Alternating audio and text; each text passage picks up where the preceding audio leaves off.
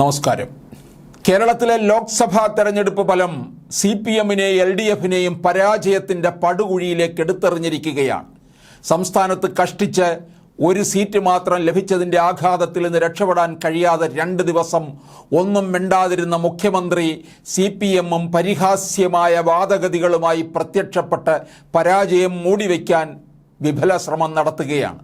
2019 ലോക്സഭാ തെരഞ്ഞെടുപ്പിൽ ഒരൊറ്റ സീറ്റിൽ മാത്രമാണ് CPM-ന് വിജയിക്കാൻ കഴിഞ്ഞത്.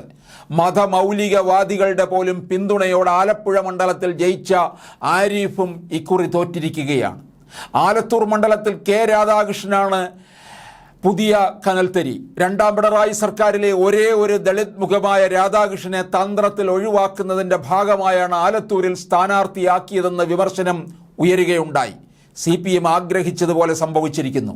രാധാകൃഷ്ണനെ ഡൽഹിയിലേക്ക് അയക്കുന്നതിന് പിന്നിൽ CPM-ന് മറ്റു ചില കണക്കുകൂട്ടലുകളും ഉണ്ടാവാം. പകരക്കാരനായി ആരെങ്കിലും ഒരാൾ മന്ത്രിസഭയിലെത്താം. പരിചയസമ്പന്നനായ രാധാകൃഷ്ണനെ ഒഴിവാക്കുന്നത് വഴി മരുമകൻ മന്ത്രിക്ക് ഭാവിയിൽ ഉണ്ടായേക്കാവുന്ന തടസ്സം നീക്കുകയാണ് CPM ചെയ്തിരിക്കുന്നത്. അനുസരിക്കാൻ മാത്രം വിധിക്കപ്പെട്ട രാധാകൃഷ്ണൻ ഇതൊക്കെ കണ്ടില്ലെന്നും കേട്ടില്ലെന്നും നടിക്കുകയാണ്.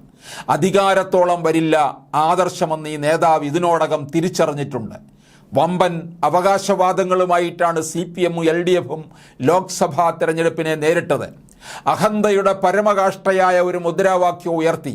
ഇടതില്ലെങ്കിൽ ഇന്ത്യയില്ല എന്ന മുദ്രാവാക്യത്തിൻ്റെ പരിഹാസ്യത മന്ദബുദ്ധികളല്ലാത്ത CPM-കാർക്ക് പോലും മനസ്സിലാവുന്നതായിരുന്നു. കേരളത്തിന് പുറത്ത് കോൺഗ്രസിൻ്റെയും DMK-യുടെയും മറ്റും കാരുണ്യത്തിൽ തുച്ഛമായ സീറ്റുകളിൽ മത്സരിച്ച CPM അവയിൽ മുഴുവൻ ജയിച്ചിരുന്നെങ്കിൽ പോലും ദേശീയ രാഷ്ട്രീയത്തിൽ യാതൊരു ചലനവും ഉണ്ടാക്കുമായിരുന്നില്ല. എന്നിട്ടും സ്വയം ഊതിവീർപ്പിച്ച തങ്ങൾ ഇന്ത്യ ഭരിക്കാൻ പോവുകയാണെന്ന് യാതൊരു ലജ്ജയുമില്ലാതെ പറഞ്ഞു നടക്കുകയായിരുന്നു. പിണറായി വിജയൻ അടക്കമുള്ള CPM നേതാക്കൾ യാഥാർത്ഥ്യബോധം തൊട്ടുതെറിക്കാത്ത ഈ അവകാശവാദങ്ങൾ ആവിയായി പോകാൻ തെരഞ്ഞെടുപ്പ് ഫലം പുറത്തു വരേണ്ട താമസമേ ഉണ്ടായിരുന്നുള്ളൂ. ആകെ ലഭിച്ചത് വെറും 5 സീറ്റുകൾ. ഇനി അധികാര ദുർമോഹം അസ്ഥിക്ക് പിടിച്ച് കോൺഗ്രസിനൊപ്പം പ്രതിപക്ഷ ബെഞ്ചിൽ ഇരിക്കാമെന്നല്ലാതെ ഒരു പ്രയോജനവും ഈ സീറ്റുകൾ കൊണ്ടില്ല.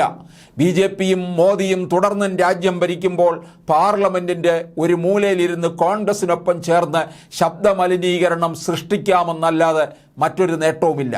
പരാജയത്തിൻ്റെ പ്രതിരൂപമായി അപമാനം സഹിച്ച് പാർലമെന്റിലെ പ്രതിപക്ഷ ബെഞ്ചിലിരിക്കുന്ന രാഹുലിന് ഹല്ലേലൂയയെ പാടുക എന്നത് മാത്രമാണ് CPM-ന്റെ കനൽത്തരികൾക്ക് ചെയ്യാനുള്ളത്.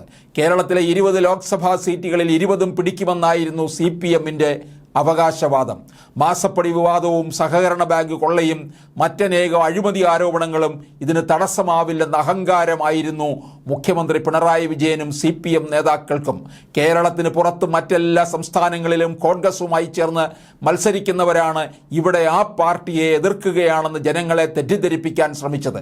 CPM-ന്റെ കേന്ദ്ര നേതാക്കളായ യെച്ചൂരിയും പ്രകാശ് കാരാട്ടും വൃന്ദ കാരാട്ടും ഒക്കെ ഡൽഹിയിൽ കോൺഗ്രസ് സ്ഥാനാർത്ഥികൾക്കാണ് വോട്ട് ചെയ്തത്. കോൺഗ്രസിനെ ഒരു കൈ സഹായിച്ചതിൻ്റെ അഭിമാനവുമായി ഈ നേതാക്കൾ വോട്ട് ചെയ്ത വിരലുകൾ മാധ്യമങ്ങൾക്ക് നേരെ ഉയർത്തിക്കാണിച്ച് ഹർഷപുളകിതരാവുകയും ചെയ്തു.